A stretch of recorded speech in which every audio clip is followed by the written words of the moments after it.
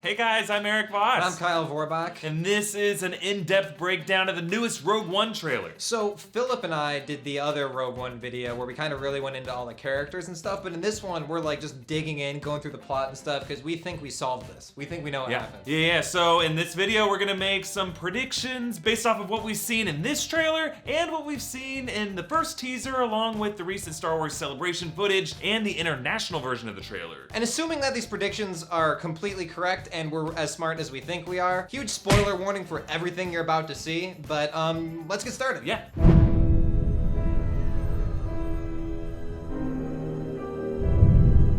The world is coming undone. Imperial flags reign across the galaxy. Okay, so first we get this opening aerial shot of Jedha. That's a new place in the Star Wars universe. It's a small desert moon that's very cold and covered in frost, and that's why probably that we're seeing people wearing these heavy coats later in the trailer. Now, this place, Jedha, is actually super important. It's a new place, as we said, but it's actually a really, really old place. It's actually the first place people started experimenting with using the Force. Hence the name Jedha and the name Jedi sounding very similar. Coincidence? No. That's why this place is kind of like a spiritual Mecca holy land, kind of like Jerusalem for people who are dedicated to the Force. So we got this giant pyramid thing looking over here that looks like the Jedi Temple on Coruscant. This place seems like where everyone packed up and went to after the Jedi Temple was sacked in Revenge of the Sith and Jedi became kind of outlawed. They all went to this place and started worshiping what we say in the other video is the Church of the Force. And then clearly this place is under occupation by the Empire. You can see Imperial landers and TIE fighters hovering over. Now, the director of this movie, Gareth Edwards, said in interviews that the Empire is looking for something special that serves both the Empire and the Rebels. And of course, during the Star Wars Celebration, we got confirmation that this is Kyber crystals. That's not the cool thing to say, like Kyber crystals. We made it sound like a pop drink. Yeah. Those are the crystals that the Sith and the Jedi use to make their lightsabers. It's actually also the thing that powers the Death Star's super laser. So that is completely what it's going to be used for in this movie, no doubt. Okay, so over all this, we're hearing Jyn Erso talking with Saw Gerrera. That's Forrest Whitaker's character. We go way into this guy in our other video, so definitely check that out. But his hair is completely different than what we saw before. So our prediction, there's two different things here. Either from the celebration footage, we know Jyn is at some point is a little girl in this. So this might be him talking to her when she is a little girl. So he doesn't have the beard or anything yet. He's just like young and fly. And then later, when she meets up with him on Jedha, he's kind of let himself go. Or another way this could go is that these different looks aren't from a flashback. This could be that same kind of scenario with Jyn trying to recruit this old grizzled war veteran, except she actually convinces him, and then we get the sequence where he, cleans up and he shaves. And he tries on different outfits, and she's like, like this 80s music is playing. He's like looking and then he comes out in his like battle-worn armor, and she's like, I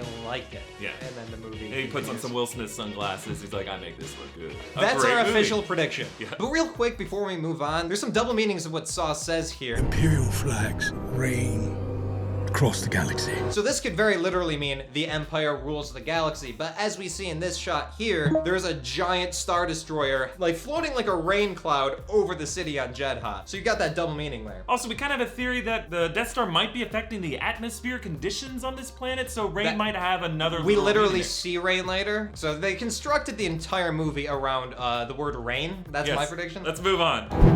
Can you be trusted without your shackles? Let's just get this over with, shall we? We've a mission for you. A major weapons test is imminent.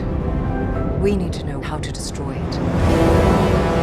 So this next section shows a lot of what we already saw in the first trailer, so there's only just a couple things that we want to point out. First is Captain Cassian Andor here. He's a rebel recruiter. They talked about him in the other video. But check out this look that he's giving Jyn as he uncuffs her. That's like a serious stink eye right there. We also got this shot where she's giving him a look, but just a couple seconds later, they're in the cockpit of a U-Wing, and they seem to be best friends. So it seems like they ironed it out. Yeah, something happened where they just win each other over and they're best friends now. If you're really doing this, I want to help.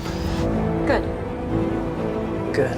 What we're thinking is that she was captured and brought to them for the specific reason of, hey, being part of our Suicide Squad on this special mission. And why in particular do they want Jyn Erso? Well, the international version of this trailer actually gives us even more information, so check it out. We have intercepted a coded Imperial transmission. It indicates that a major weapons test is imminent. The message was sent by your father. Mads Mikkelsen will be playing Jin's father, Galen Erso. I'm pretty sure that's who we see in the celebration footage where you got all those dudes coming across the field, which who we say in our other video is Orson Krennic in All the Way. Yeah, so and based on all this stuff, let's just make another prediction here. So, from Attack of the Clones, we know that the Empire already has plans to make the Death Star. And in Revenge of the Sith, we see just the outline of the Death Star and them checking it out. Yeah, so this movie takes place immediately before the battle station becomes fully operational, and we know they're testing the super laser. I think Galen Erso is the dude who figures out that Kyber crystals can power a super laser, because we know that's what powers it, and the Empire's like, we gotta get this guy to make our super laser. We see that shot of the super laser dome being put onto the Death Star, and it's a big deal about that. The whole movie seems to be about, will the Death Star shoot its laser? And I think this guy is what facilitates all of this to happen. Yeah, and meanwhile, when they take Galen Erso, Jin escapes and grows up to be this rogue criminal, and I think the rebels believe that Jin is the only one who can find her father to retrieve the Death Star blueprints so that they can destroy it. Yeah, I think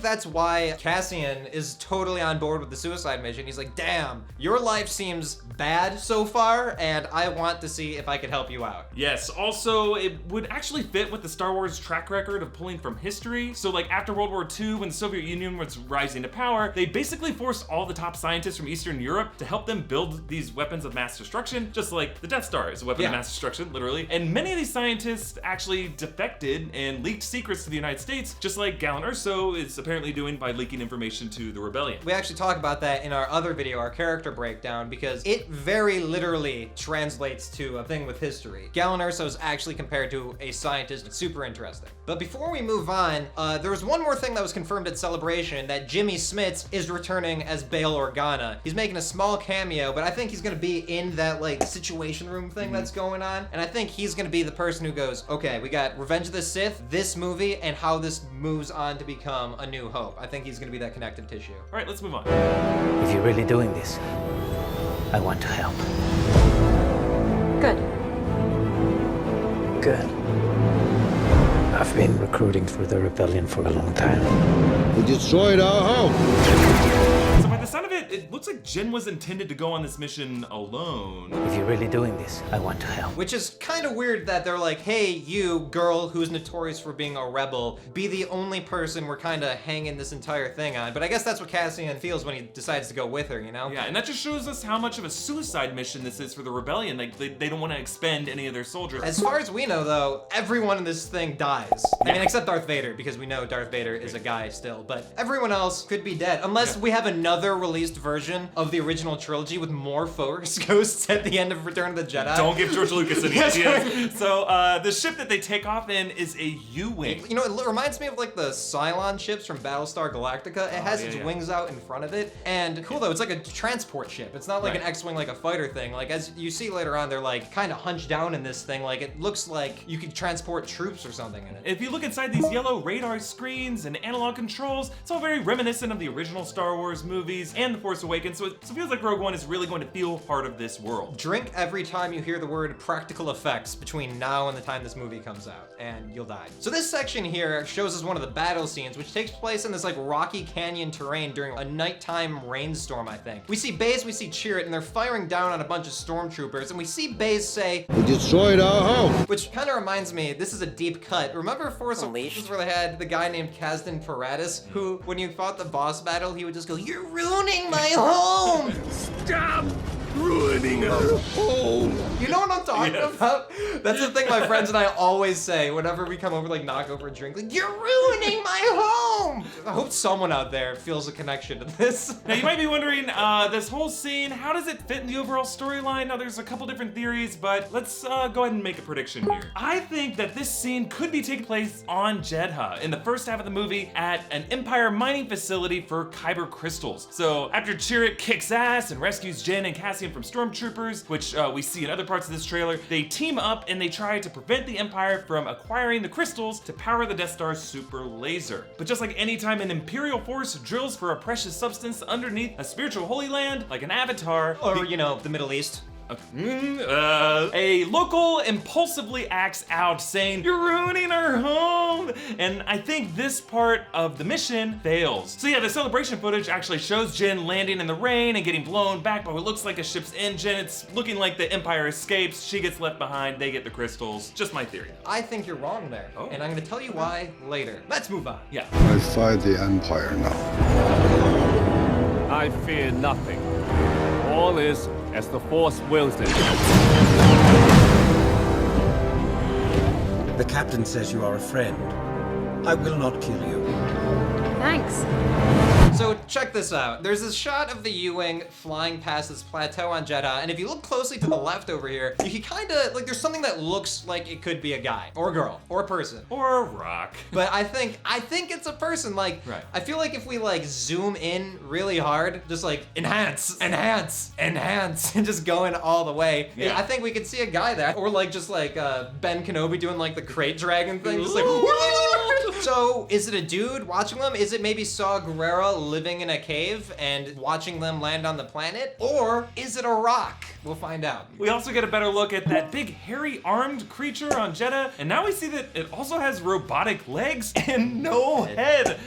So the celebration footage even showed us that they intentionally removed the head in post. So seriously, what the hell is this I hope thing? that guy knew that was gonna be his role. Right. Like he's not like, this is my big break, Mom, look for my face. Yeah. And then it's like, he looks like one of Sid's toys from Toy Story. Yeah, so we'll see what happens with this guy. Maybe he'll decapitate a stormtrooper and just put the stormtrooper's head on his shoulders. A couple things to point out about Chirrut here. He's blind. Right. He's a blind guy, but he is just destroying everyone. But the interesting thing is, he doesn't have the Force. It's confirmed that he is not Force sensitive. He just really believes in what we in the other video talk about as the Church of the Force, or just, you know, spiritually believing in the Force. He says a line in the trailer saying, I fear nothing. and as we all know, that is part of the whole Jedi path. Fear is the path to the dark side. Fear leads to anger. Anger leads to hate. Hate leads to suffering. I guess, even though you're not Force sensitive, just believing in the Force a lot could turn you into Matt Murdock. Right, and we also see K2SO here. The captain says you are a friend. I will not kill you. Thanks. It feels like, based off of this line, that this is the first time they're meeting, so we're thinking that everything we see on Jedha might happen early in the movie and everything else happens after. That'd be weird to say, like, after knowing someone for a prolonged we've period of had time. for like an hour of a movie talking to each other. Why are you just saying this now? Let's move on. There isn't much time. Every day they grow stronger.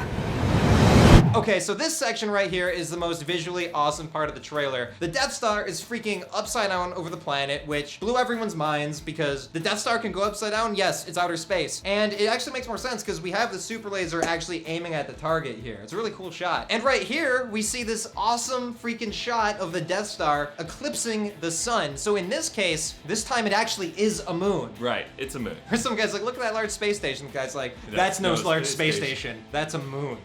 And real quick, I want to point out how well this trailer gives us a sense of scale. Now, Philip talked about this a lot in the last trailer, and this trailer in particular gives us 7 shots that when you put them in order back to back, this comparative positioning shows us exactly what size everything is. So I'm just gonna fly through these real fast. So first, there's that opening shot of the city on Jedha, and you can see the Star Destroyer's shadow looming over the city. It's not even in frame yet because it's too big. Second, there's a perspective shot of Jyn and Cassian looking up at the plateau with the Destroyer hovering over it, all in frame, looking massive. Third, there's a more detailed shot of the Destroyer's hull as it comes into the light. Fourth, that shot pulls back to show the Destroyer passing in front of the shadow line on the surface of the Death Star. Fifth, that shot pulls out into a wider shot of the Destroyer looking tiny compared to the Death Star as the focus lens is lowered in. Sixth, the Death Star orbits upside down on Jedha like a kid using this massive space station as just like a tiny toy. And seventh, the eclipse shot making the Death Star so large it literally blocks out the light. And yeah, if you are familiar with Gareth Edwards' work on movies like Godzilla, you know that scale is really his signature move. If you know what I mean.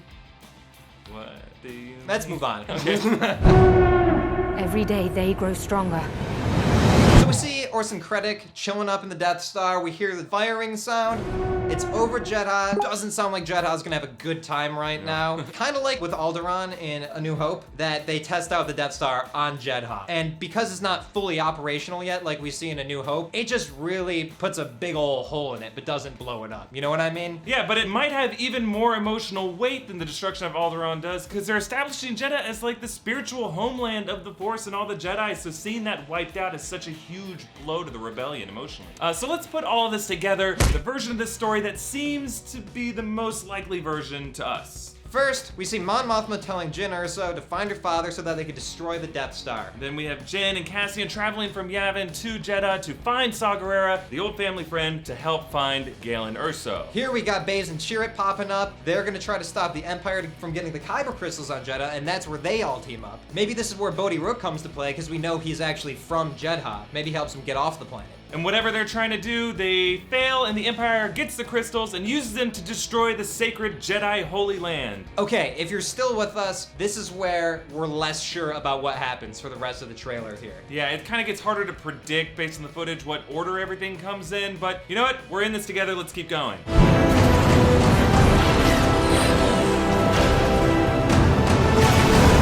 There is a 97.6% chance of failure. He means well.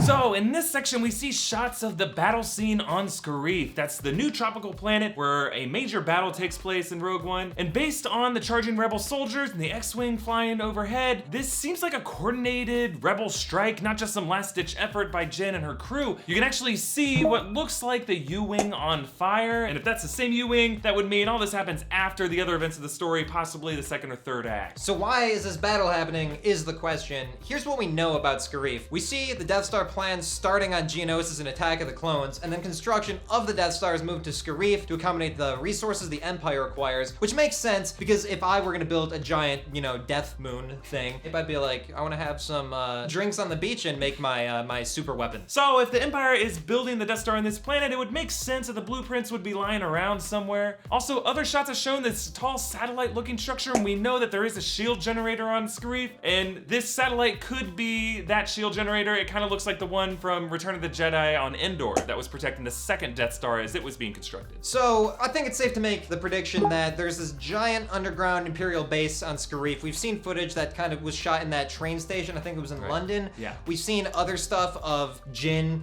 seemingly doing like a cute little heist costume thing. You know what I mean? The fun part of the heist where it's like they're in silly costumes and lives aren't on the line. Right. She drags the person in the closet, comes out wearing exactly what they were. Yeah, like a second later. We have that part that I'm thinking takes place in here in the beginning of this heist thing. Maybe this battle is taking place outside of the base to draw everyone's attention out of there, like a diversion. Right. Or, honestly, the other thing it could be is we have these shots of Jyn running with what looks like a hard drive on there. Maybe that's the blueprints, and maybe this whole battle only happens on the way out, like a rescue mission, you know what I mean? Because it could easily be a thing that they went in there covert and then they got discovered and then it's like, oh shit, send in the cavalry. Yeah, another thing that makes us think this is happening kind of in the same location is we see these tan armored shore troopers running around. We're also seeing a few quick shots of that battle that's taking place on Jedha with Jyn and the stormtroopers. This could be where Baze and Chirrut show up, because we see Jyn and Cassian in shackles earlier on. Maybe they're saved by Baze and Chirrut. Maybe that's how they all get together in the first place. Yeah, and if you look closely at the balcony of this building that gets hit by the tank fire, that looks like there's a person up there. And if you remember in the first trailer, there's an over-the-shoulder shot of someone triggering like a roadside bomb. This could be Saw Gerrera here. Like we said in our other video, he kind of does a lot of terrorist kind of things when he fights. That's why the rebels are kind of feeling a little weird about having him on their side right now. So this could easily be a kind of improvised explosive device that he's using on him. And this could be the way he dies. If he dies, we don't really see him in the rest of the movie. It kind of seems like his whole story just takes place on Jedha in that opening part. Maybe he got a third haircut and we can't recognize him for that reason. Yeah, maybe he's the headless big arm guy. Just lost his head. And they're just like, just take a little off the top and they're like, got it. So we see another shot of this Imperial lander exploding that we saw in the other trailer. But based off of what we saw in the celebration footage, this explosion is just huge. It is enormous. Yeah, so I don't know if this is just someone shooting shooting at this, or maybe someone set off some explosives to go off inside. We don't really know. We also don't know if it's taking off or landing. Right. So it could be reinforcements, or it could be them trying to get out of there and they're getting shot at on the way out. Right. And before we move on, this is where we get our first shot of Bodhi Rook. We talk about him a lot in our other character-based video, but my guess is this is the team halfway through the movie, after they leave Jedha, before or maybe during this battle. He seems a little apprehensive about whatever's about to happen. The way this is cut, it makes it seem like he's having second thoughts about trying to fight the entire Empire. But let's keep going.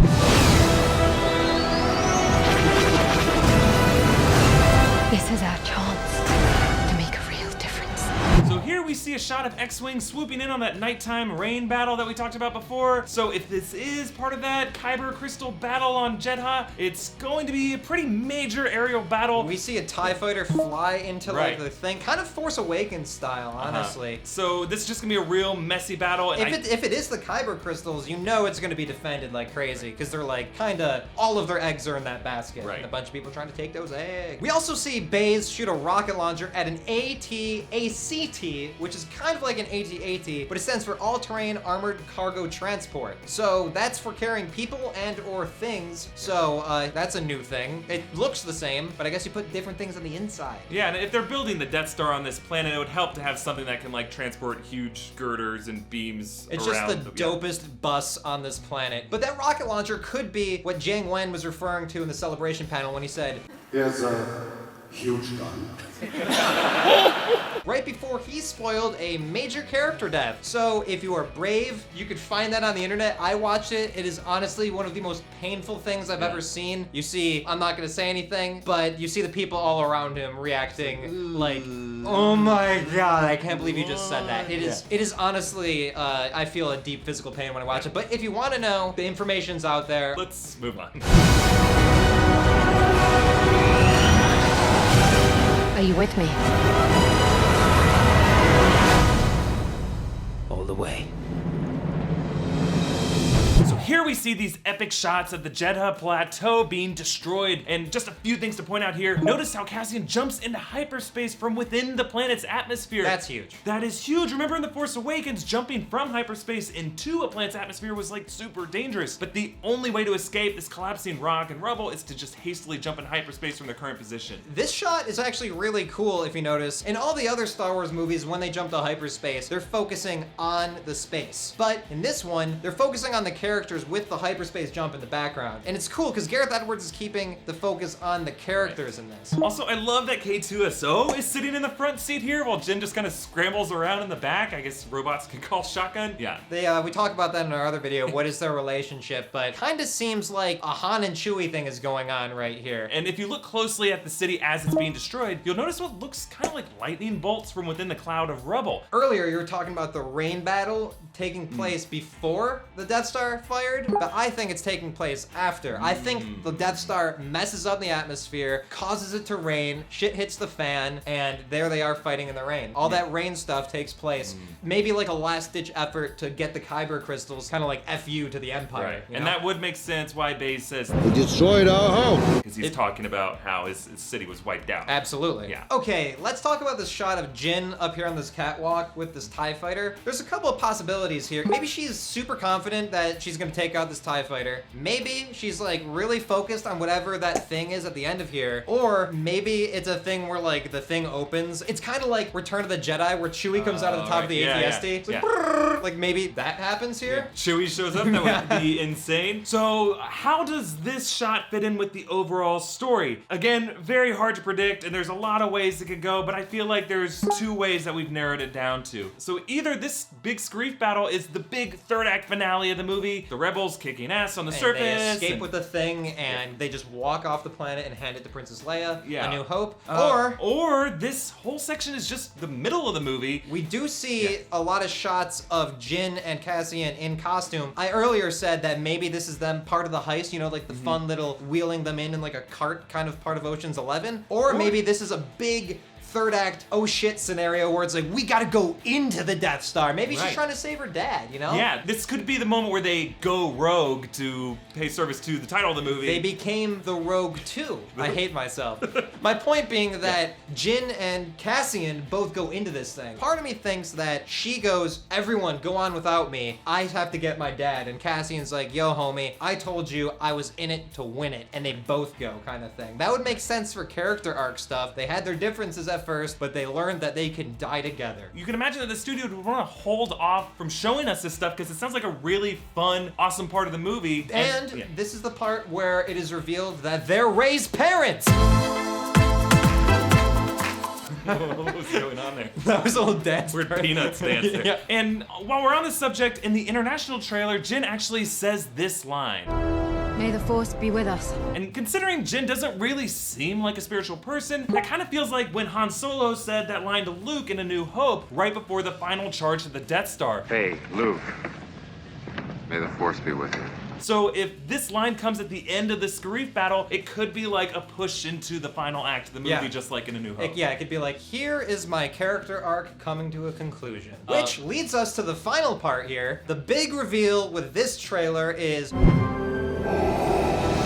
old Papa Skywalker's in this. That's what I like to call him. Papa Sky, yeah. Papa Skywalker. Darth Vader is in Rogue One. Now, we don't know how much he is in this movie, but there are rumors on the internet that concept art made for the movie is super duper freaking violent on Vader's behalf. Right. There's rebels getting chopped in half, used as human shields in a battle environment similar to what we're seeing on Scarif. So for all we know, Vader gets down and dirty in this battle. I also saw some stuff that was just people hoping that I thought was dope, which is in the last part of the movie where Jyn and Cassian are in the Death Star, is kind of like a monster movie with them and Darth Vader chasing. That would be freaking insane. And again, this is all just like what artists wanted to be in this movie. So if you imagine you're a concept artist working on a Star Wars movie, what version of Darth Vader would you want to see? This is what we've heard so far. We'll see how much Disney allows to be in this movie because, you know, they're trying to make a movie that appeals to kids. They chopped Darth Maul in half, yes. in all fairness, and Anakin got lit on fire and was like, I hate you! So it could be violent, it could not be, but this is the part, we've never seen Darth Vader in his prime. We saw him as Anakin kicking ass, we see him as Darth Vader, and we're told, yo, that guy's scary. But we don't see him in the suit being the thing that we're terrified of. Yeah. So this would be the movie to fulfill all of our wishes from the past 40 years. Right. I'm a 40-year-old man. Right. So cool, that's it. That's everything we have for this new Rogue One trailer, all the predictions we made. And yes, I haven't pointed out yet, I know I'm wearing glasses, and I don't normally wear glasses. I seriously just ran out of contacts, and we wanted something to distinguish the two of us. But cool, thank you guys so much for watching. If you like this video, please subscribe to our channel and just make sure to like it. And if you really like it, share it with your friends. That's one way you can help this channel is by getting the word out. But you can also support us on Patreon. Thank you so much to all of our current patrons on Patreon. You guys are awesome. You're a reason we're able to get these videos out so fast. So please continue giving, and you guys are awesome. We love you. And you can follow us on Twitter. Here's his, and here's mine. Yeah, and you can also follow New Rockstars on Twitter at New Rockstars with any questions about when our future videos are going to be coming out. And really quick, if you want a shirt like this or things like this, it's from Loot Crate. So hit up Loot Crate, lootcrate.com/rockstars, and use the code ROCKSTARS and you get 10% off. And you get stuff like this, and it's cool. Let's go watch this 400 more times like we did while writing this video. Yay! Yay. Bye!